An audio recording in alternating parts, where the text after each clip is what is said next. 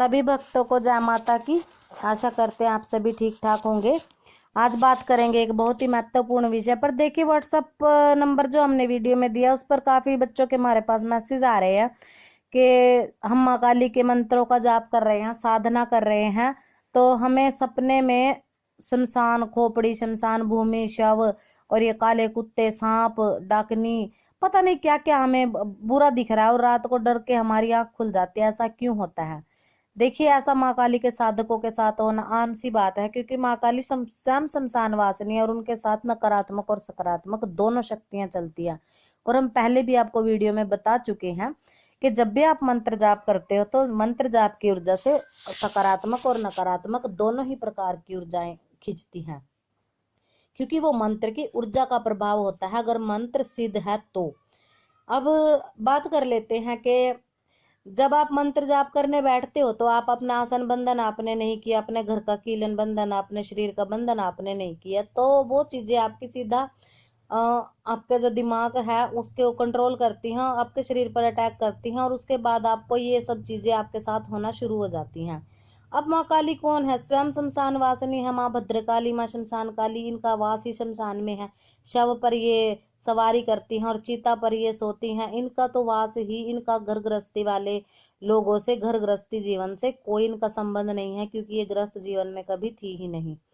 तो अब कुछ लोग बोल देते हैं कि जिन्होंने माता रानी के मंत्रों का जाप उठाया है कि हमें जैसे रियल जीवन में भी सपनों से बाहर की दुनिया जो होती है रियल जीवन में हम जी रहे हैं, तो जैसे हम घर से बाहर जाते हैं तो किसी की शव यात्रा अचानक से हमारे सामने आ जाती है, या काले कुत्ते हमारा रास्ता काट देते हैं, या फिर जैसे हड्डियां वगैरह हमको अचानक से दिखने लग जाती हैं, और कहीं चौराहे से जा रहे हैं तो ऐसी मतलब नकारात्मक गंदी चीजें जैसे मरे हुए कोई कुत्ते सड़कों पे वगैरह, जीव वगैरह हमें दिखते हैं।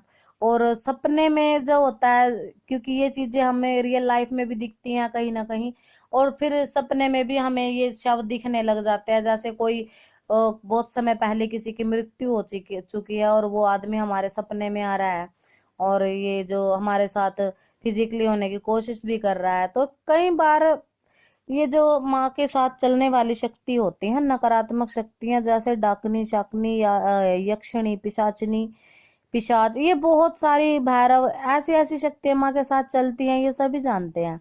और आप माँ माँ को पूज रहे हो, साथ में माँ को ही भोग दे रहे हो, उन चीजों को आप भोग नहीं दे रहे हो, आप उन चीजों को जो शक्तियां उनके साथ चल रही हैं उनके नाम का, क्योंकि वो तामसिक रूप से चल रही हैं, आपने उनके नाम का तो कुछ दिया ही नहीं। आप माँ माँ करते हो, माँ माँ माँ माँ, और माँ के साथ पूजने वाली जो शक्तियां हैं वो भी तो माँ के, उन्होंने माँ से वरदान है उनको कि हम आपके साथ पूजेंगी। अगर आप उनको नहीं पूजते हो तो माँ की कृपा आपको कैसे मिलेगी? तो माँ आपको उन शक्तियों से कैसे बचा पाएगी? आप ये थोड़ा अपना विवेक का इस्तेमाल यहाँ पर करिए, सोच के देखिए जरा। तो जो साथ में चलने वाली शक्ति होती है उनको पूजना बेहद अनिवार्य होता है।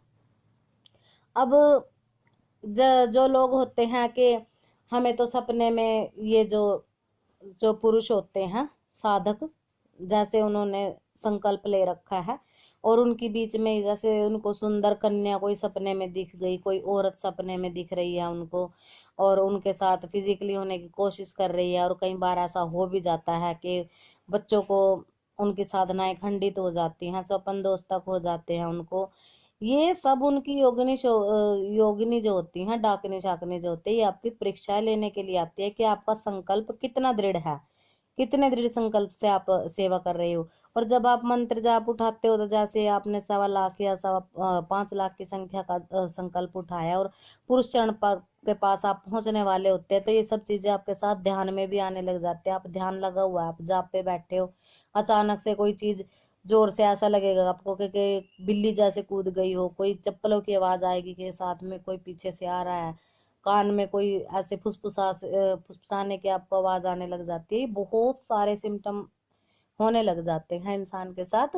तो इससे देखिए, आप लोगों को डरने की जरूरत नहीं है, क्योंकि इसमें डरने वाली कोई बात नहीं होती। वो केवल आपकी परीक्षा लेने के लिए आते हैं, आपकी संकल्प को परखने के लिए आते हैं, कितना दृढ़ संकल्प आपका है, आप कितनी शिद्दत से, कितना भाव से आप माता रानी को पाना चाहते हो। अगर आप माँ से जुड़ना चाहोगे तो उनकी शक्तियों से तो आपकी परीक्षा लेंगी और उनकी परीक्षा पास करके ही आप माँ तक पहुंच सकोगे। तो अगर बहुत ज्यादा आप लोगों को ये चीजें सपने में परेशान कर रही हैं, जैसे भूत प्रेत शव मरे हुए लोग आपको दिख रहे हैं और आप ज्यादा डर रहे हो, तो आप क्या कर सकते हो कि 5.25 मीटर काला कपड़ा, काली उड़द, अपने जो सिर का जो आपका ये बीच का भाग होता है ना, शिखा जिसको बोला जाता है, इसमें से 1-2 बाल निकाल करके, और जैसे 7 प्रकार की मिठाई आप माँ के मंदिर में या माँ के स्थान, जैसे गांव में स्थान बने होते हैं, आपके शहर में मंदिर होंगे, वहां पर आप डाकनी शाकनी के नाम का जो है 16 श्रृंगार वगैरह रख के दान करके आइए। उसके बाद आपको वो चीजें कभी नहीं दिखेंगी, ये चीज आपको दिखना बंद हो जाएंगी। और जब भी आप मंत्र जाप करने बैठो तो सबसे पहले अपना आसन, अपना शरीर, ये सब चीजें अपने घर की दहलीज बांध करके आपको बैठना चाहिए, ताकि आप और आपका परिवार नकारात्मक शक्तियों से सुरक्षित रहे।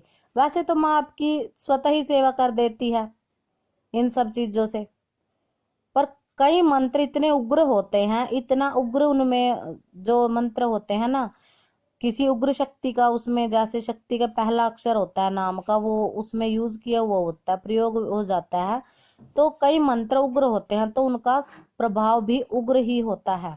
वो कई बार आपके परिवार में उथल पुथल मचा देते हैं और आप लोग वो समझ नहीं पाते, आप फिर सोचते हो कि हम तो माँ की साधना कर रहे हैं, यहाँ हमारे साथ बुरा ही हो रहा है। तो ऐसा इसलिए होता है क्योंकि आप अपने घर को, शरीर को बांध करके नहीं बैठते हो।